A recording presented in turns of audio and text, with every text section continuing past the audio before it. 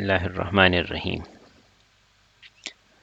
आज के लेक्चर में हम CDF के प्रॉपर्टीज़ पढ़ेंगे। देखें, सबसे पहली प्रॉपर्टी ये है कि CDF की वैल्यू 0 और 1 के दरमियान होगी। ये बिल्कुल क्लियर है क्योंकि CDF प्रोबेबिलिटीज़ हैं और प्रोबेबिलिटी 0 और 1 के दरमियान है, तो लिहाजा CDF भी 0 और 1 के दरमियान होगी। अभी लिमिटिंग प्रॉपर्टी है कि अगर लेट सपोज इस तरह मैंने CDF प्लॉट किया है, सही है, और मैं इस एक्सिस पे इन्फिनिटी तक पहुँचूँ तो ये 1 पे पहुँचेगा। सही है, बिल्कुल क्लियर है क्योंकि सारे आउटकम ही आपने कवर किए रैंडम वेरिएबल की। अभी अगर मैं माइनस इन्फिनिटी पे पहुंचूं तो ये 0 होगी और ये भी बिल्कुल क्लियर है, सही है, यहाँ पे वैल्यू 0 होगी। तो ये हमारे पास थर्ड प्रॉपर्टी है। इसके अलावा जो है हमारे पास जो नेक्स्ट प्रॉपर्टी है, एक्स तो हमारे पास एक नॉन डिक्रीजिंग फंक्शन है। तो नॉन डिक्रीजिंग फंक्शन का मतलब ये है कि लेट सपोज मैंने 2 पॉइंट ले ली, this point A, let suppose this is point B. तो हमेशा के लिए CDF की वैल्यू एट पॉइंट ए जो है और CDF की वैल्यू जो पॉइंट बी पे है, ये वैल्यू जिस तरह ये वैल्यू इससे लेस है, इस तरह इसकी वैल्यू भी इससे लेस होगी। और जो नेक्स्ट प्रॉपर्टी है वो ये है कि लेट सपोज आपने CDF की जो है कंटिन्यूस फ्रॉम द राइट वाला प्रॉपर्टी है, ये वो स्टार्टिंग में भी हमने डिस्कस किया था कि लेट सपोज एक पॉजिटिव नंबर है और मैंने CDF की वैल्यू कैलकुलेट करना है एट पॉइंट बी, सही है। तो लेट सपोज ये हमारे पास हो गया पॉइंट बी, ये जंप जो है ये हमारे पास पॉइंट बी की वैल्यू है, ये वाला वैल्यू जो है ये पॉइंट बी की वैल्यू हो गई। अभी मैंने limit h tend to 0 x plus B plus h और मैं अभी इस साइड से आ रहा हूँ, सही, इसी पॉइंट पे, तो just to the right of this, सही है, मैं कोई भी पॉइंट ले लूँ तो ये दोनों उस पर जस्ट टू द राइट वाला पॉइंट जो है f of x b equal होगी f of x b plus, तो ये हमारे पास है। इसका मतलब ये है कि CDF is continuous from the right और लेफ्ट से ये कंटिन्यूस नहीं। अभी कुछ ऐसी प्रॉपर्टीज है जो कि हमारे लिए प्रोबेबिलिटी कैलकुलेशन में बहुत ज़्यादा हेल्प देगा।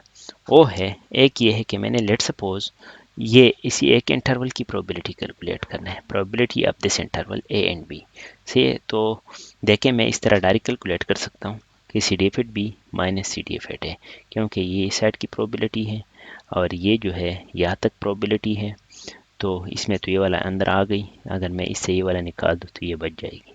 तो ये डायरेक्ट मैं इस तरह निकाल कैलकुलेट कर सकता हूँ।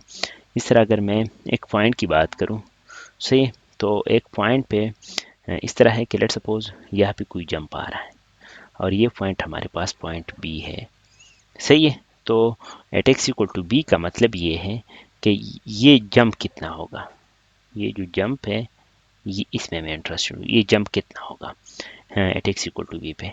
तो आपने क्या करना है, बी माइनस पे जाना है और बी पे जाना है, सही है।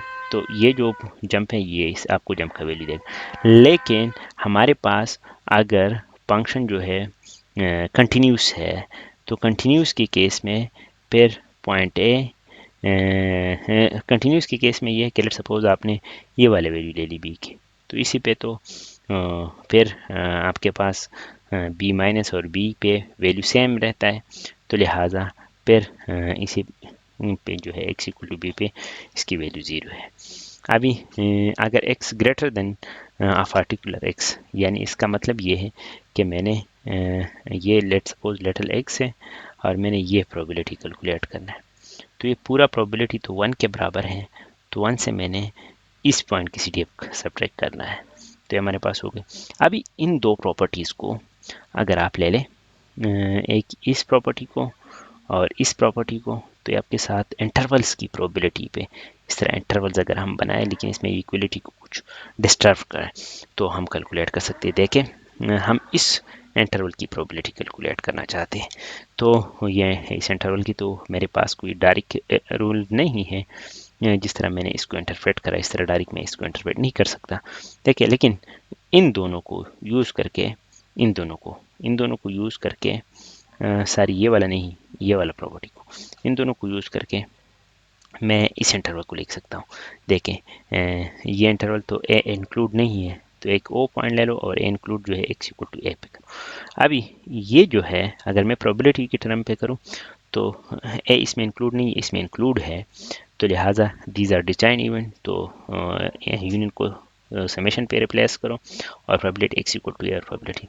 अभी ये वाला इंटरवल जो है, ये वाला मैं इस फार्मूले के तहत जो है एक्सपेंड कर सकता हूँ। ये जो है कि ये जो है इन दोनों को, सही है, ये मैं यहाँ पे भी लिख दिया उस फार्मूले के तहत, सही है। लेकिन जो x इक्वल टू ए वाला केस है, सही है, x इक्वल टू जो ए वाला केस है, सही, ये x इक्वल टू बी वाला फार्मूला है, सही, इसी फार्मूले को यूज़ करो और x इक्वल टू ए को एक्सपेंड करो, तो एफ एफ एक्स ए और एफ एफ एक्स माइनस ए। अब ये जो है इसके साथ कैंसिल होगा और ये कैंसिल होगा और f f x b minus f f x a minus, तो ये हमारे पास रह जाएगी इन दो इंटरवल्स, इस इंटरवल की प्रोबेबिलिटी। लेकिन एक बात नोट करने की है यहाँ पे, वो ये है, ये एग्जांपल में भी आएगी, लेकिन इन दोनों को अगर आप देखें, इसमें बी इंक्लूडेड है, ए इंक्लूडेड नहीं है, तो आपने क्या करा, आपने जाके ये वाला पॉइंट जो है, ये इस सब्ट्रैक्शन में ये वाला पॉइंट आपने इंक्लूड करा, सही है, इससे आप सब्ट्रैक्ट कर रहे हैं पहला वाला पॉइंट, तो पहला वाला पॉइंट आपने डिस्क्लूड किया सब्ट्रैक्शन में, तो ये आपने डायरेक्ट सब्ट्रैक्शन कर ली।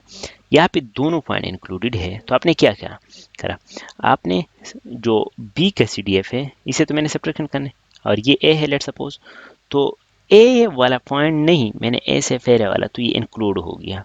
तो ये भी इस तरह भी आप लोग सोच के आसानी से इस तरह इन फार्मूलों को शायद आप मिस इंटरप्रेट करें, लेकिन इंट्यूटिवली आपने देखना है कि कौन सा एंड पॉइंट इंक्लूडेड है, कौन सा and point, let suppose be included नहीं है, तो फिर बी माइनस से आपने ए माइनस सब्ट्रैक्ट करना है, अगर ए भी इंक्लूड नहीं है, इंक्लूड है तो फिर ए, इस तरह आपने देखना है कि किस तरह करना है।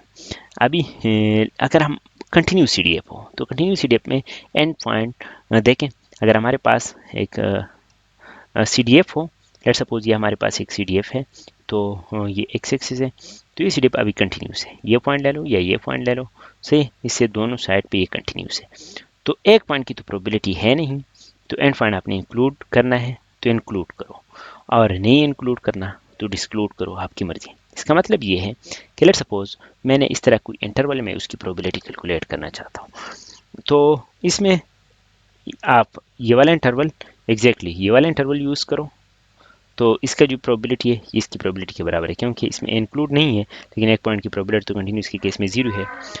या ये वाला पॉइंट इंक्लूड ना करो या दोनों इंक्लूड ना करो, सही है, तो आपने आइदर वन को यूज़ करना है। तो प्रोबेबिलिटी कैलकुलेशन के दौरान आपने इसको भी सोचना है कि एंड पॉइंट इंक्लूड है कि नहीं, सही है, और दूसरा आपने ये सोचना है कि कंटिन्यूस है कि नहीं।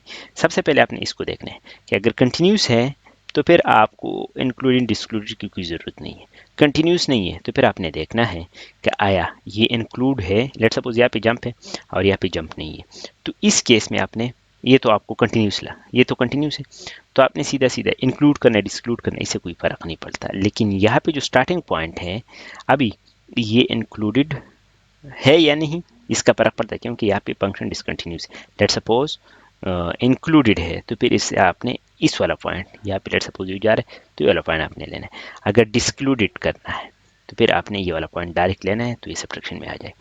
तो इसलिए इन दो बातों का ख्याल बहुत ज़रूरी है कि एंड पॉइंट पे कंटिन्यूस है कि नहीं, कंटिन्यूस है तो फिर इंक्लूडेड है कि नहीं। ये दो मेन पॉइंट्स हैं जो कि पूरी लेक्चर का समरी है।